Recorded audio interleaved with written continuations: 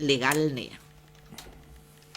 Legal NEA es un estudio jurídico corporativo que a través de una red de profesionales altamente calificados asesora y representa a empresas e individuos en la República Argentina y el extranjero. Legal NEA es una fundación que fomenta el acceso a justicia y el desarrollo de la abogacía pro bono. Legal NEA promueve valores.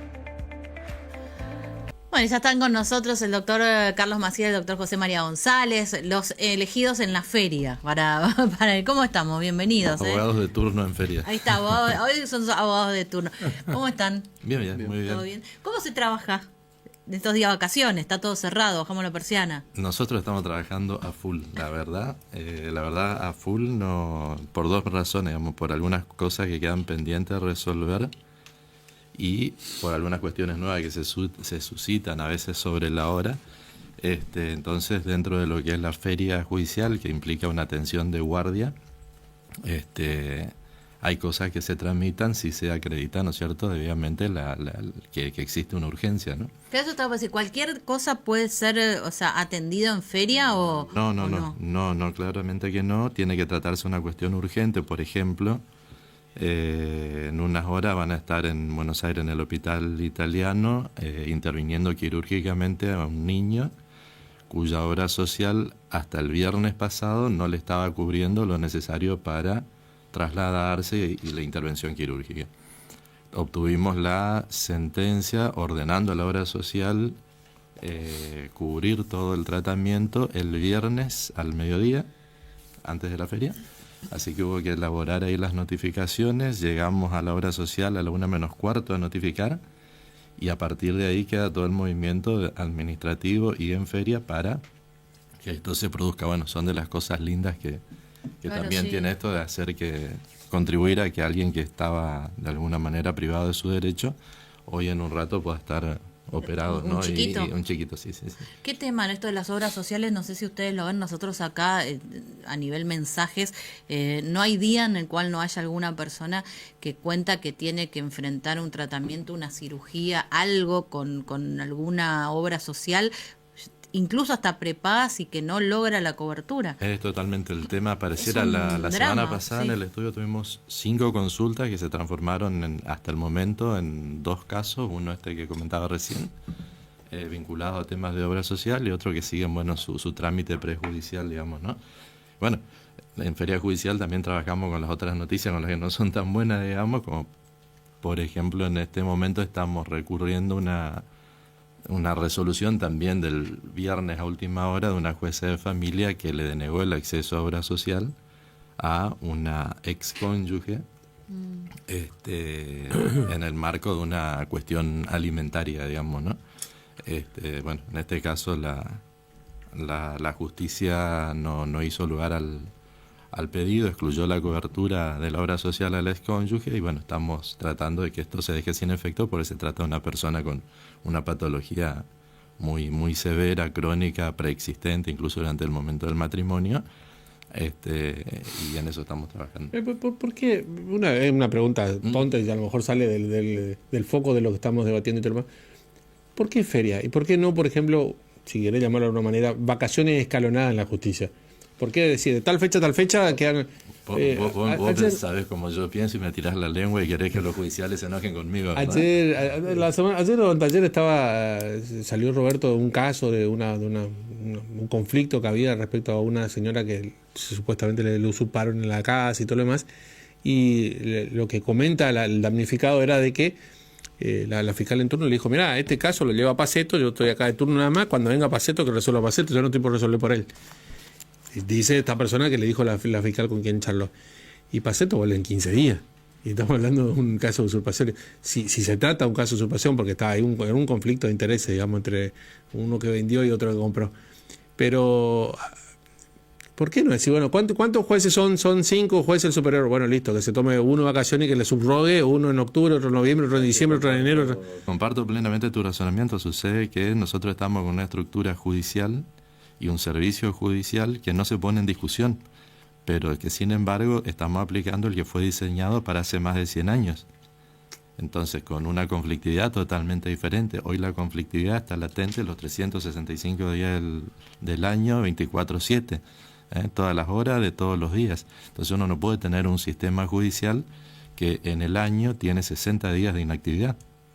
La justicia provincial, y esto no es culpa ni de los jueces, ni de los empleados, ni de nadie, hay que cambiar las reglas y hay que cambiar las normas, pero la justicia provincial ni la federal no trabajan en enero, 31 días, 14 días de la feria de invierno, estamos ya en 45, 46.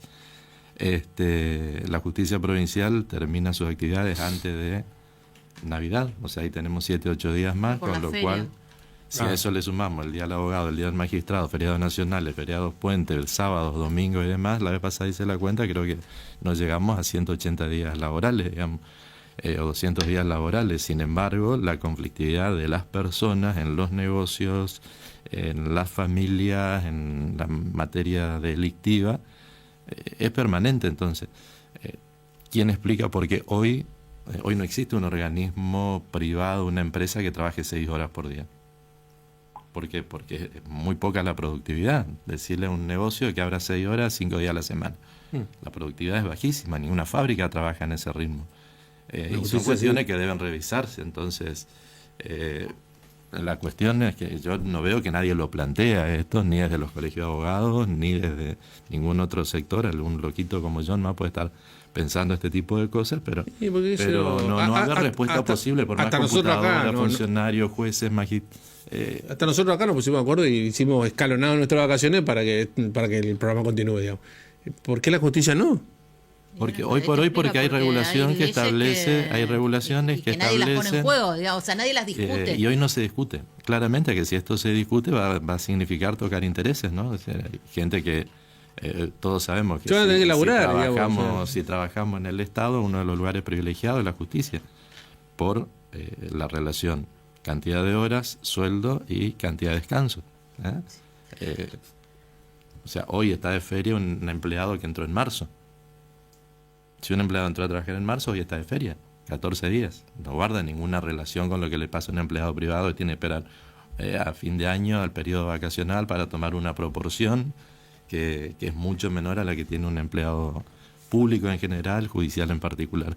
Pero son parte de las asimetrías de las que no se hablan y que tienen que ver con realmente que en algún momento se preste un servicio de justicia acorde con lo que demanda la realidad actual.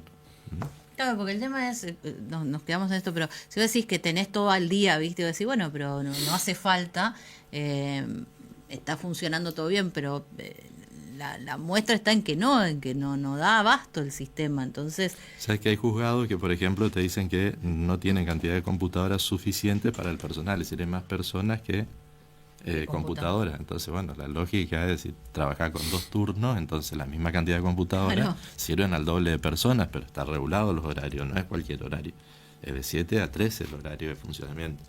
Entonces, tranquilamente la gente que no tiene computadora podría ir a la tarde. Claro, alguien podría hacer turno tarde y trabajar. No, pará. A la mañana ese que no tiene computadora tiene que ir a comprar los bizcochitos. ¿Cómo va? Pero va más allá, incluso yo no lo quiero personalizar en actitudes, porque tranquilamente, bueno, estas son las reglas de juego, digamos. Obviamente nadie las quiere discutir, pero aún queriendo incluso, digamos, está establecido así. Y lo curioso es que no se discuta cuando se discute tantas cosas, que esto no. Bueno, hablemos de sucesiones, que era el tema que habían propuesto, el escándalo con el testamento de Sarlo, la intelectual argentina que falleció, y cuyo encargado del edificio dice tener un testamento hecho a mano en donde ella le dejaba el cuidado de su mascota y además el departamento. A partir de ahí un montón de cuestiones. Yo no sé si ya hay algún resultado de las pericias, pues lo primero que iban a ver era si la letra realmente era de Sarlo o no. Pero a nosotros se nos ocurrieron un montón de preguntas a raíz de esto. Es decir, ¿puede cualquier persona en vida, en un papelito, en una servilleta, escribir, le dejo todo lo que tengo a alguien que, no sé, que ni conozco, que no tengo ni vínculo, y eso vale? Ahí está, Maciel tiene su testamento. Para escribir, ¿vale o no vale? Sí, es válido. Obviamente tiene que tener los requisitos, la fecha, la firma, tiene que ser auténtica, la letra de ella. De hecho, puedo hacerlo en varias oportunidades, fechando cada legado que hace, ¿no es cierto? Y respetando obviamente la legítima, si es que existe, bueno, en este caso entiendo que no tiene otros herederos, por lo tanto podría disponer de la totalidad. Pero si yo agarro Ahora, una servilleta y te pongo fecha de hoy, para vos te dejo mi casa, para vos te dejo la misma casa, la misma fecha de hoy, para vos la misma casa. Te mandé 5 servilletas diciendo que dejo la misma casa 5 por personas eso. diferentes. Bueno, por eso hay determinados requisitos, tienen que ver la fecha y tiene que ver el contenido. ¿Cuál vale? ¿El La que se misma hizo fecha. primero o el que se hizo al final? Pero ¿y cómo sabes si yo te pongo la misma fecha todo? Bueno, va a ser toda una cuestión de prueba, como en este caso que se está planteando. La hipótesis que vos decís, en el mismo día, en distintos horarios, si el acto posterior revoca el anterior. ¿Por qué? Porque una de las características de los testamentos es que son revocables. Uno puede decidir ir modificándolos, entonces uno supone que si a las 10 decidiste dejarle la casa a Carlos y a las 11 lo hiciste con Cristina, es porque cambió tu voluntad. Lo que vamos a tener que probar por cualquier medio de prueba es en qué horario se hizo cada uno de esos testamentos, que se llaman hológrafos, como llamo el ejemplo de la servilleta, como la servilleta de Coras, digamos, como lo más básico, lo más elemental, pero que está en el Código Civil. No una servilleta, porque hoy no sé quién escribe una servilleta, hasta romántico pensarlo así. Un videíto de WhatsApp. Yo le mando un videíto y le digo, ¿vale? ¿Eso es un testamento hológrafo o no? La verdad que no dice el código que se tenga que hacer por video, pero también es cierto que el Código Civil recepta la cuestión del documento electrónico. Entonces no conozco que se hubiera planteado, pero traería una enorme cantidad de dificultades interpretativas, en tanto y en cuanto ese videíto que vos hagas contenga, como te decía Carlos recién, todos los elementos que permitan identificar un testamento, ¿no? Que tiene que ver con quién es el que lo hace o lo firma, si fuera firmado, la fecha, quién es el destinatario, la identificación del bien o de la parte del bien o de la porción de la herencia, y demás condiciones. Pues en el caso se habla, por ejemplo, de que te dejo, pero vos tenés que asumir una determinada responsabilidad. Cuidar la mascota. Cuidar a la mascota, digamos, eso se puede llamar cargo, condición, que tiene también a su vez una regulación. Y como planteaba Carlos, la afectación de la legítima, que es aquella parte en el patrimonio que uno no puede testar o ceder por testamento sin afectar a sus herederos. Estamos hablando en distintos grados, ¿no es cierto? Tanto a quienes me suceden, como a los colaterales, como al cónyuge. ¿Cómo es el orden? ¿Los primeros que heredan son los hijos? Exacto. ¿Y el cónyuge está al mismo nivel que los hijos? Ahí hay que hacer una distinción entre el tipo de bienes de que se trata. A ver. Hay que ver si se trata de bienes propios del causante, de la persona fallecida, es decir, bienes que tenía con anterioridad al matrimonio o que recibió de una herencia, por ejemplo.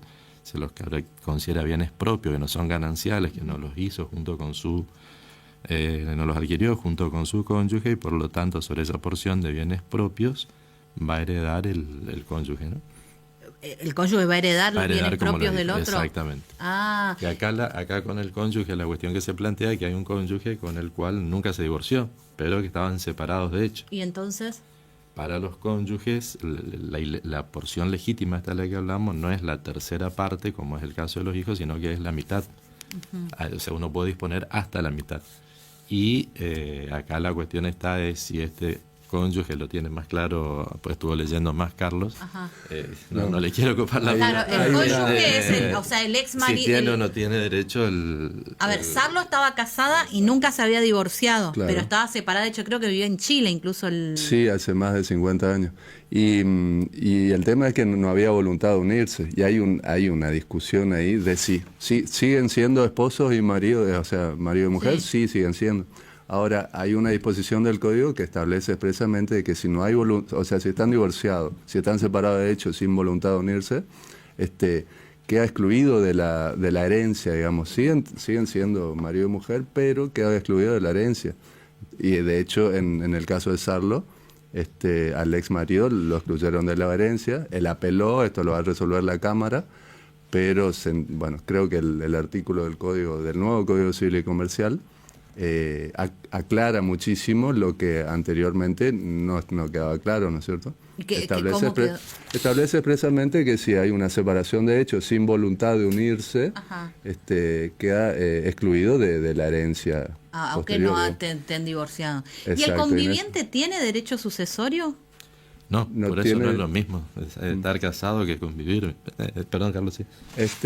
Tiene el conviviente, y lo que ahora el tema de la unión convivencial, digamos, tiene similitudes con los derechos que tiene un matrimonio, digamos, pero tiene otras diferencias, ¿no es cierto? Por lo tanto, tiene algunos derechos, pero otros no. Por ejemplo, no puede heredar, ¿no es cierto? Pero sí adquirir de diferentes bienes en diferentes situaciones, obra social, pero no hereda, el conviviente no hereda no hereda los bienes, por eso no es lo mismo para la gente que dice, mensaje para mi hermana, que Gile que se casa, para la gente que dice que es lo mismo estar casado que no estarlo legalmente, no, claramente que las diferencias son bastante importantes, por eso el código regula las dos situaciones, digamos. En el caso del conviviente, lo que va a tener eventualmente es una compensación económica, es decir, fallece su conviviente y podrá, si se produjo, digamos, con ese fallecimiento un desequilibrio patrimonial importante en la vida de esta persona, podrá pedirle a la sucesión una compensación económica para que se pueda acomodar económicamente y continuar su vida. Podrá usar, si no tiene bienes, podrá disponer para vivir el inmueble donde convivían durante 2 años, y así, pero no es lo mismo, ¿no? Porque, a ver... ¿Qué te pasa? Te veo compungido. Estamos todos preocupados ya a esta altura. Un caso, no voy a dar nombre, por ejemplo, que una pensión tuvieron que dividir entre una esposa y un conviviente, digamos. Sí, es muy común eso. O sea, no se habían separado legalmente, entonces seguía casado. Entonces le correspondía la pensión a esta persona, pero esta persona ya estaba separada y se había juntado con otra. Y muere el hombre y la pensión le dieron 2 partes. O sea, la justicia, o su momento, el organismo, en este caso, no llegó a ser judicializado, el organismo le dio 50 y 50. O sea, para la esposa con quien no vivía y para la conviviente que sí estaba con esa persona. Si se interpreta de esa manera, ¿por qué no en una sucesión? ¿O por qué no en una herencia? Porque taxativamente está incluido, creo, de los derechos. Primero que... primero hay una cuestión de estar regulado así, pero lo que también desde ese punto de vista, en el caso del cónyuge, del viudo, de Sarlo, uno podría decir, bueno, está vivo el vínculo matrimonial, ¿por qué no podría heredarlo? Si hubiesen querido divorciarse, se hubieran divorciado. Lo que pasa es que detrás de las relaciones de familia, tanto en las relaciones personales como en las cuestiones patrimoniales, hay algunos principios, como por ejemplo uno de ellos que tiene que ver con la solidaridad en los vínculos de familia. Hay veces que la ley establece cargas u obligaciones más allá del vínculo jurídico en función de esta solidaridad. Por ejemplo, que el conviviente del otro conviviente fallecido pueda mantener la vivienda durante 2 años hasta tanto, y eso podría significar un perjuicio para los hijos herederos, por ejemplo, pero esa solidaridad social, familiar, es lo que vale. Por otro lado, lo que se busca impedir es, que es lo que se aplica al cónyuge separado, de hecho, que alguien que no participó de la vida, de la construcción de ese bien, de pronto sea beneficiado patrimonialmente con una herencia después de estar 50 años sin tener nada que ver con el causante o con la persona fallecida.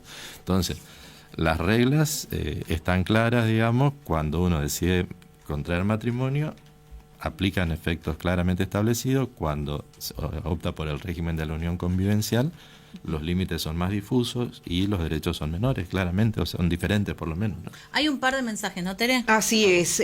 Quiero consultar al doctor González. Si adquirí una propiedad en donación antes de casarme, pero inscribí en el registro después de casada, ¿es bien ganancial? Parece que lo hizo una colega o una cliente de una contraparte mía. A ver. Depende. Depende, ¿no? Si lo contesto de acuerdo al caso que estamos llevando, no.